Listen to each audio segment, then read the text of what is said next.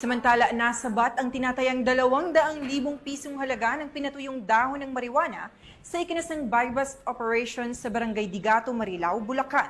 Yan ang balitang hatid ni Chairwoman Mildred Tawagon.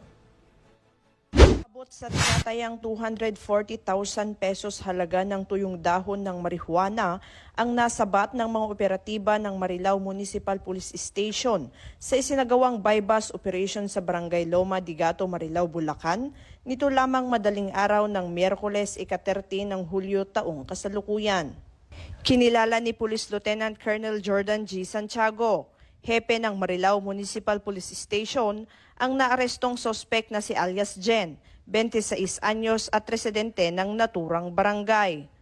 Nakumpiska mula sa kanya ang humigit kumulang 2 kilo ng marijuana na nasa brick form at tinatayang nagkakahalaga ng 240,000 pesos.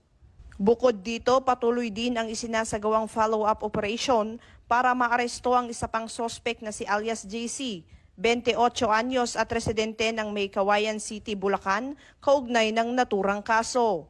Kasalukuyang nasa kustodiya na ng Marilao Municipal Police Station ang naarestong sospek at nahaharap sa kasong paglabag sa Republic Act 9165 o kilala bilang Comprehensive Dangerous Drugs Act of 2002.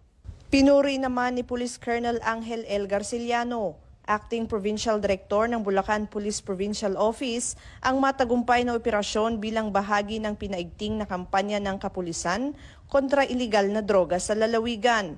Patuloy na mananatiling nakatutok at masigasig ang Bulacan PNP sa kanilang mandato na labanan ang paglaganap ng ipinagbabawal na gamot upang matiyak ang kaligtasan at kaayusan ng buong komunidad. Mula dito sa Bulacan Police Provincial Office, ako ang inyong PNN Correspondent, Patrolwoman Mildred A. Tawagon, alagad ng batas, tagataguyod ng balitang pulis.